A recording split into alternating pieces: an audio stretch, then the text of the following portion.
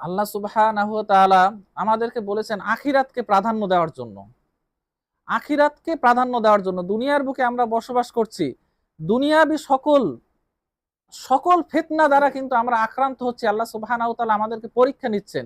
তো সেই ব্যক্তি সকল পরীক্ষায় পাস করবে, দুনিয়াবি সকল পরীক্ষায় পাস করবে যে আখিরাতকে প্রাধান্য দেবে। প্রতিটা ক্ষেত্রে আখিরাতকে প্রাধান্য দেবে। তার দুনিয়াবি ফিতনা তার কাছে কিছুই না। কেননা সে আখিরাতের জন্য তার অন্তরে আখিরাতের গুরুত্ব বেশি আছে এবং সে দুনিয়াবি প্রতিটা ফিতনাকে সে পাশ কাটিয়ে সে আল্লাহ সুবহানাহু ওয়া তাআলা ইবাদতের পথে অগ্রসর হতে পারবে। তো আমরা যদি আখিরাতকে প্রাধান্য না দিয়ে দুনিয়াকে প্রাধান্য দিই, তাহলে কিন্তু আল্লাহ সুবহানাহু ওয়া তাআলা দুনিয়ার বুকে আমাদের আমাদের যদি আমরা ধ্বংস হয়ে যাই, আমাদের দিকে ভ্রুক্ষেপও করবে না। আর আখিরাতও আমাদের জন্য রয়েছে বড়ই কষ্টকর আযাব। আল্লাহ সুবহানাহু ওয়া তাআলা বলছে, বাল তুকসিরুনাল হায়াতাদ দুনিয়া ওয়াল আখিরাতু খায়রু ওয়া আবকা। যে তোমরা দুনিয়ার জীবনকে প্রাধান্য দাও।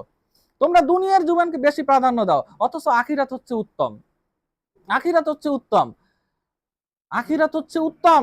অনন্তকালের সেই জীবন, অনন্তকালের সেই জীবনের জন্য দুনিয়ার বুকে সামান্য জীবন যদি আমরা আল্লাহর জন্য আমরা কোরবান করতে পারি, তাহলেই হচ্ছে কি আমাদের সফলতা। ইন্নাল্লাহ হাশতারা মিনাল মুমিনিনা ইন্নাল্লাহ হাশতারা মিনাল মুমিনিনা ওয়া আনফুসিহিম বিআন্না লাহুমুল জান্নাহ। যে জান্নাতের বিনিময়ে মুমিনরা দুনিয়ার জীবনকে বিক্রি করে দিয়েছে আল্লাহর কাছে। দুনিয়ার জীবনকে বিক্রি করে দিয়েছে জান্নাতের বিনিময়ে মুমিনরা। তো আমরা যদি আখিরাতের জন্য কাজ করি, তাহলে এখনই সময়, আজকে থেকে আমরা ডিসিশন নিই যে দুনিয়ার চেয়ে আমরা আখিরাতকে প্রাধান্য দেব এবং আমরা আখিরাতের জন্য কাজ করব যে কয়দিন বাঁচি। তাহলে আল্লাহ সুবহানাহু ওয়া তাআলা অবশ্যই আপনাকে আমাকে দুনিয়াও দেবেন, আখিরাতও দেবেন।